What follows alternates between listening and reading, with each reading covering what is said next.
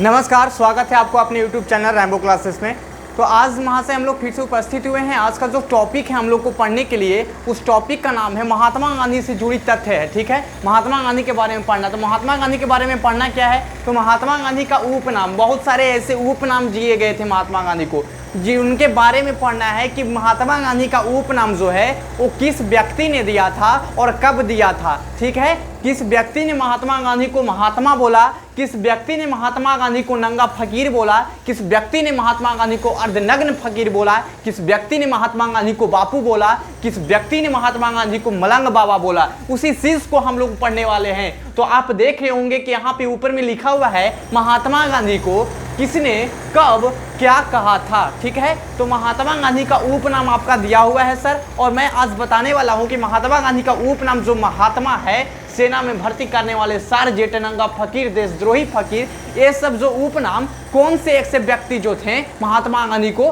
दिए थे। तो ठीक है, मैं आशा नहीं पूर्ण विश्वास करता हूं कि आप लोग गौरपूर्वक देख रहे होंगे और इधर उधर ध्यान नहीं भटका रहे होंगे। ठीक है, तो देखिएगा तो समझ में आएगा, भरपूर मजा आएगा। तो देखिए, महात्मा गांधी को उपनाम महात्मा, तो महात्मा गांधी को महात्मा किसने बोला था जी, तो महात्मा गांधी को महात्मा बोला था बाबू रविंद्रनाथ टैगोर। ठीक है, कौन बोला था जी, रविंद्रनाथ टैगोर। शॉर्ट में लिखना चाहेंगे सर, रविंद्रनाथ टैगोर। महात्मा गांधी को महात्मा किसने बोला, रविंद्रनाथ टैगोर। कब बोला था सर, तो चंपारण सत्याग्रह जब हुआ 1917 ईस्वी में, तो चंपारण सत्याग्रह के समय बोला था। ठीक है, कब बोला था सर, चंपारण सत्याग्रह के समय।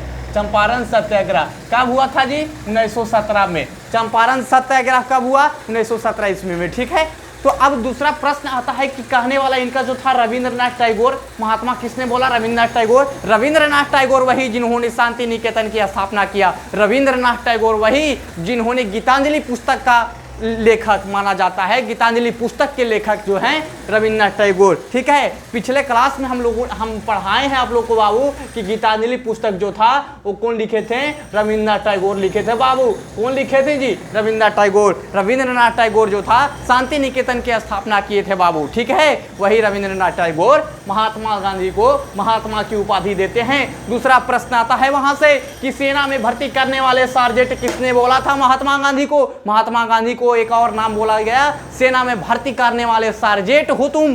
क्या हो, सेना में भर्ती करने वाले सार्जेंट। तो सेना में भर्ती करने वाले सार्जेंट की उपाधि, उनका उपनाम आम जनता लोगों ने दिया था। कब दिया था वहां से, तो प्रथम विश्व युद्ध में दिया था। कौन दिया था, आम जनता लोग ने दिया था। कौन दिया था जी, आम जनता लोग। कौन दिया था, आम जनता लोग महात्मा गांधी को सेना में भर्ती करने वाले सार्जेंट नाम दिया था, उपनाम दिया था। कब दिया था, तो प्रथम विश्व युद्ध में। तो प्रथम विश्व युद्ध कब हुआ था वहां से, 1914 ईस्वी को हुआ था। प्रथम विश्व युद्ध के समय महात्मा गांधी को सेना में भर्ती करने वाले सार्जेंट कहा गया था। प्रथम विश्व युद्ध के समय वहां से, प्रथम विश्व युद्ध। ठीक है, प्रथम विश्व युद्ध कब हुआ था, 1914 ईस्वी में हुआ था। अब प्रश्न आता है बाबू कि नंगा फकीर महात्मा गांधी को किसने बोला, तो नंगा फकीर महात्मा गांधी को बाबू विंस्टन चर्चिल ने बोला। चर्चिल बोला बाबू, विंस्टन चर्चिल बोलेंगे। विंस्टन चर्चिल इनका पूरा नाम है, लेकिन इन्हें चर्चिल के नाम से याद रखेंगे। कई सारी पुस्तकों में सिर्फ चर्चिल देता है।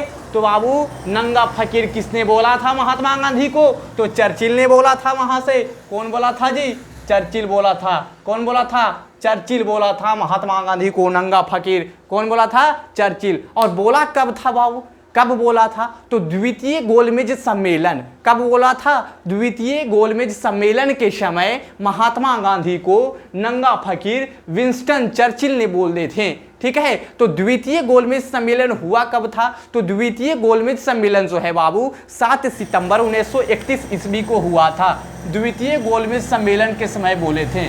कब बोले थे जी, द्वितीय गोलमेज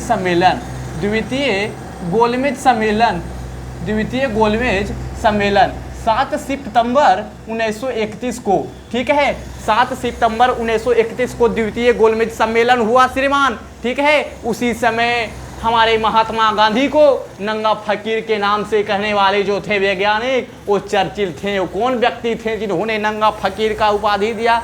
नामकरण किया तो वो थे चर्चिल थे। अब अगला आता है देशद्रोही फकीर। देशद्रोही फकीर भी इन्हें चर्चिल के द्वारा ही बोला गया था। किनके द्वारा बोला गया था? तो चर्चिल के द्वारा ही इन्हें देशद्रोही फकीर बोला गया था। देशद्रोही फकीर इन्हें चर्चिल के द्वारा ही बोला गया था। तो बोला कब गया था श्रीमान? तो बोला गया था भारत छोड़ो आंदोलन के समय। भारत छोड़ो आंदोलन के समय चर्चिल जो थे हमारे महात्मा गांधी को देशद्रोही फकीर के नाम से पुकारा था। कब? भारत छोड़ो आंदोलन। भारत छोड़ो आंदोलन कब हुआ था श्रीमान? बताइएगा आप लोग, भारत छोड़ो आंदोलन कब हुआ था? भारत छोड़ो आंदोलन कब हुआ जी? बताओ बाबू, भारत छोड़ो आंदोलन कब हुआ? कमेंट में लिखो भारत छोड़ो आंदोलन कब हुआ। तो भारत छोड़ो आंदोलन 1942 ईस्वी में हुआ था बाबू। कब हुआ जी? 1942 ईस्वी में। अब अगला आता है बाबू कमबख्त बुढ़ा।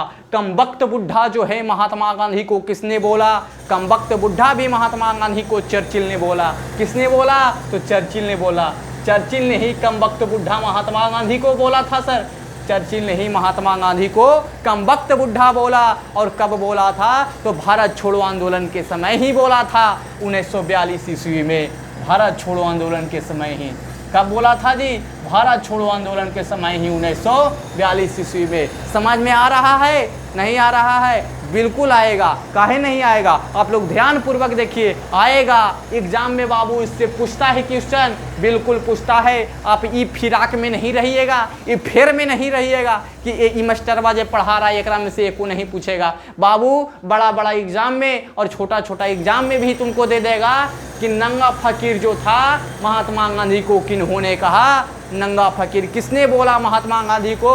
तो बाबू एकदम चाप के मारना चर्चिल, ठीक है? एकदम चाप के मार देना है चर्चिल, ठीक है? सोचना नहीं है, समझना नहीं है, ठीक है? जो अपना माइंड कहता है, दिमाग कहता है, बस उसी के अनुसार हम लोगों को पढ़ना है और आंसर को टिक आउट करना है, ठीक है? अगला आता है बाबू कि महात्मा गांधी को राष्ट्रपिता किसने बोला था? महात्मा गांधी को राष्ट्रपिता सुभाष चंद्र बोस ने बोला था। कब बोला था? तो सिंगापुर रेडियो के समय सुभाष चंद्र बोस राष्ट्रपिता किसने बोला था जी? सुभाष चंद्र बोस ने बोला था। किसने बोला था? सुभाष चंद्र बोस।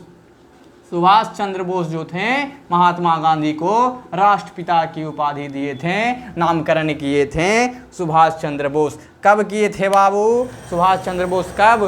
तो ये किए थे कौन सा? सिंगापुर रेडियो, ठीक है? सिंगापुर रेडियो के समय, ठीक है? Singapore radio. अब अगला आता है सर कि अर्धनग्न फकीर। महात्मा गांधी को अर्धनग्न फकीर के नाम से किन्होंने पुकारा?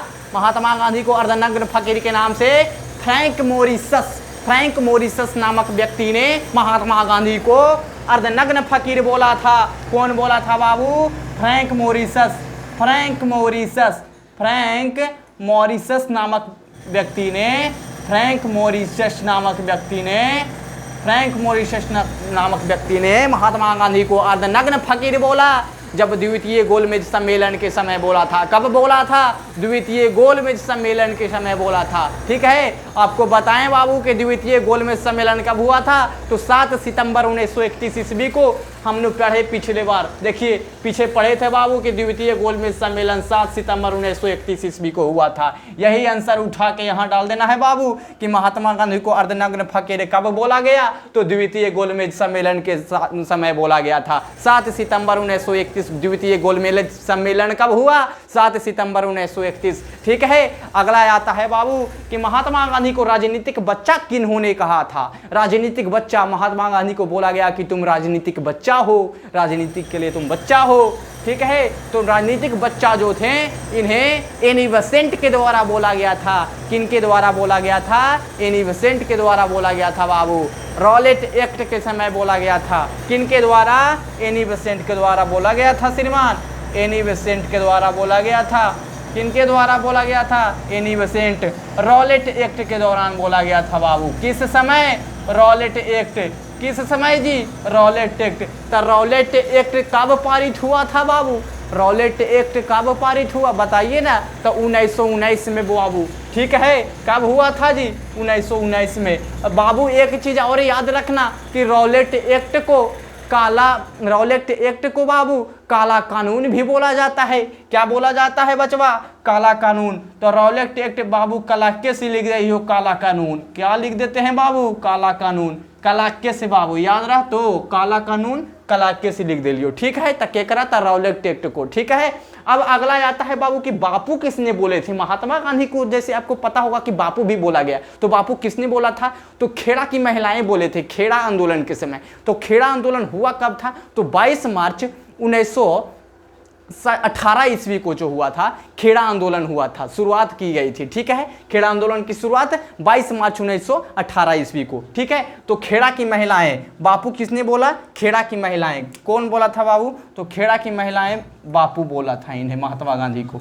खेड़ा की महिलाएं, खेड़ा की महिलाएं बाबू। ठीक है, खेड़ा की महिलाएं बाबू इन्हें बापू बोला था।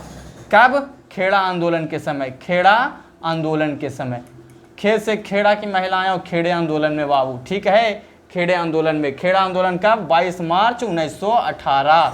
22 मार्च 1918। अगला आता है बाबू कि महात्मा गांधी को मलंग बाबा किन्होंने बोला? महात्मा गांधी को मलंग बाबा किन्होंने बोला? तो बाबू महात्मा गांधी को मलंग बाबा उत्तरी पश्चिमी प्रांत के कबीले लोग, उत्तरी पश्चिमी प्रांत के कबीले लोग जो थे वो महात्मा गांधी को मलंग बाबा बोला था बाबू। क्या बोला था? मलंग बाबा बोला था।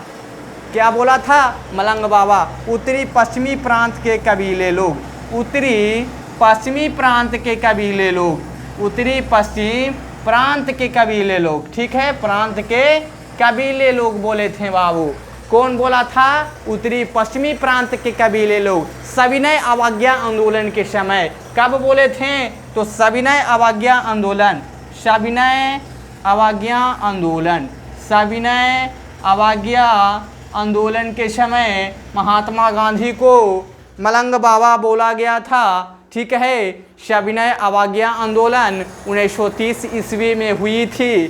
ठीक है, अब अगला प्रश्न आता है बाबू कि मिक्की माउस हड्डी किन्हें बोला गया? तो मिक्की माउस हड्डी जो है बाबू ब्रिटेन के स्टूडेंट लोगों ने महात्मा गांधी को मिक्की माउस हड्डी बोले थे, क्योंकि मिक्की माउस हड्डी बाबू इनको क्यों बोला गया था बाबू? तो मिक्की माउस हड्डी ब्रिटेन के स्टूडेंट गांधी के दुबले पतले शरीर को देखकर ब्रिटेन के स्टूडेंट लोगों ने महात्मा गांधी को मिक्की माउस हड्डी बोला था। कौन बोला था बाबू? तो ब्रिटेन के स्टूडेंट। कौन बोला था? ब्रिटेन के स्टूडेंट। ब्रिटेन के स्टूडेंट लोगों ने महात्मा गांधी को मिक्की माउस हड्डी बोला था। कब बोला था बाबू? मिक्की माउस हड्डी ब्रिटेन के। तो महात्मा गांधी के दुबले पतले शरीर को देखकर। क्यों बोला था? महात्मा गांधी के दुबले पतले शरीर। क्या जी? दुबले पतले शरीर को देखकर महात्मा गांधी को ब्रिटेन के स्टूडेंट लोगों ने मिक्की माउस हड्डी कहा। अगला प्रश्न आता है हांडमांस का पुतला। हांडमांस का पुतला आइंस्टीन ने बोले थे महात्मा गांधी की मृत्यु के समय। देखिएगा, हांडमांस का पुतला किन्होंने बोला? आइंस्टीन ने। आइंस्टीन ने हांडमांस का पुतला बोला था महात्मा गांधी को, गांधी के मृत्यु के समय बोले थे बाबू।